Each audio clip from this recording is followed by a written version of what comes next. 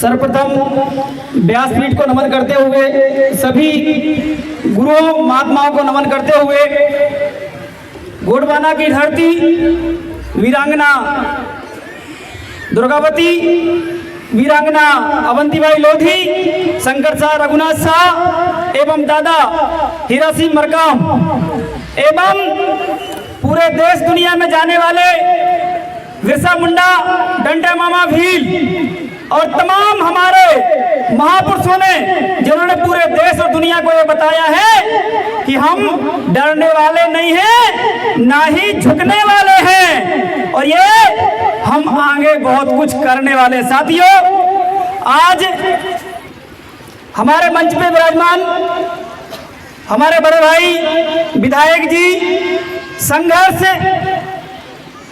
को आपने अगर देखा है और नहीं देखा है तो यहाँ देखिए, ये सेनाना से विधायक है कमलेश्वर डोंडियार जी, जो 1-1, 2-2 रुपए उधार लेके चुनाव लड़के आए हैं और आपके बीच में विधायक है। साथियों, जो कहते हैं कि कुछ नहीं होने वाला, आप ऐसा ही करते रहोगे, उनके लिए ये प्रीतम भैया और हम लोग एक उदाहरण लेके आए हैं कि सेलाना से विधायक हैं जो आज भी उनके माता पिता टूटी झोपड़ी में रहते हैं। साथियों, वो आपके पास उदाहरण है।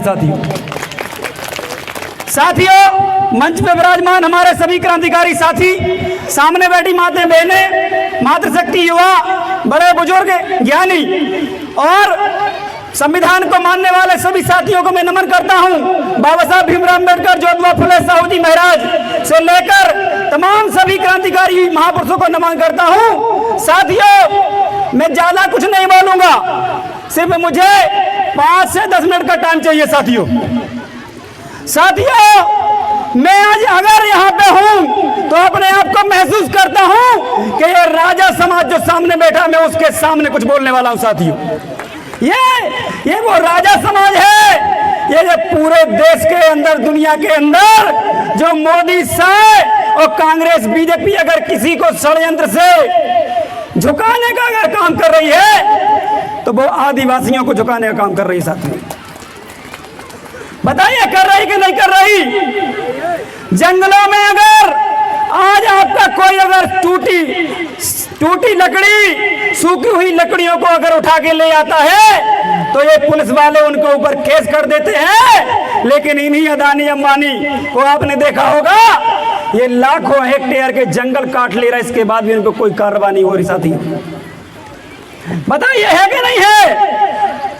इसलिए आपको संगठित होने की जरूरत है। आपको पता होना चाहिए कि हम उस भूमि से आते हैं जहां शंकर शाह रघुनाथ शाह ने समझौता नहीं किया, चाहे तोप से भली उड़ा दिया गया साथी, लेकिन समझौता नहीं किया। साथी, उनको विकल्प दिया गया था कि आप अगर हमारी बात मान ले, अंग्रेजों ने कहा कि आप जागीर ले लो, आप धन ले लो, लेकिन शंकर शाह रघुनाथ शाह ने कहा कि हम समझौता नहीं करेंगे, क्योंकि हम इस देश के मालिक हैं और आपको इस देश को छोड़ के जाना पड़ेगा। साथियों, ये अंग्रेजों से कहा, लेकिन हमारे लोग थोड़े थोड़े से संघर्ष में ही डर जाते हैं और आरएसएस, बीजेपी, कांग्रेस के लोगों से घबरा जाते हैं।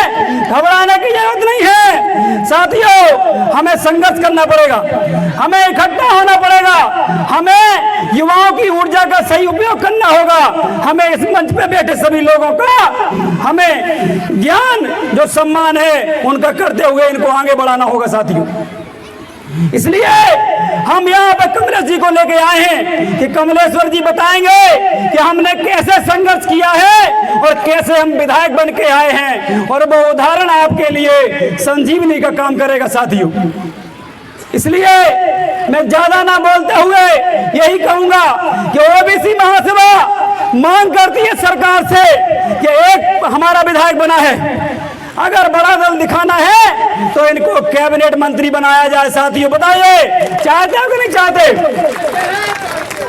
चाहते हो कि नहीं? सेलाना के विधायक को कैबिनेट मंत्री बनाया जाए कि नहीं बनाया जाए? आवाज नहीं आ रही। माता बहने बताइए, कमलेश्वर जी को सरकार को मंत्री बनाना चाहिए कि नहीं बनाना चाहिए? तैयार है? तो बीजेपी हो चाहे कांग्रेस, हमारा एक विधायक है और अगर बड़ा दिल बना के ये अगर सरकार बनाती है तो हम अपने विधायक के माध्यम से तमाम सब काम करवा सकते हैं जो हम जीवन में चाहते हैं। साथियों, हम चाहते हैं कि हमारे विधायक जी जो जाति जनगणना की बात है, ओबीसी आरक्षण की बात है, जो लगातार संविधान में तोड़फोड़ की जा रही है उसकी बात है, वो जाके विधानसभा में हमारे मुद्दों को उठाएं और ये बताने का प्रयास करें कि संघर्ष लगातार चलता रहेगा। चाहे कितनी भी क्रूरता आप अपना लो, चाहे थाने में कितने भी हम लोगों को लठ मार लो, सड़कों पे आंदोलन करेंगे, चाहे कुछ भी कर लो, हम अपने बहुजन समाज को आगे बढ़ाने का काम करेंगे। चाहे कुछ भी कर लो, चाहे हमें अपनी जान देना पड़े, गोली भी खाना पड़े, लेकिन संघर्ष से पीछे नहीं हटेंगे। साथियों, बहुत बहुत धन्यवाद। जय जवान, जय किसान, जय ओबीसी, जय संविधान, जय गोंडवाना, जय भीम। धन्यवाद।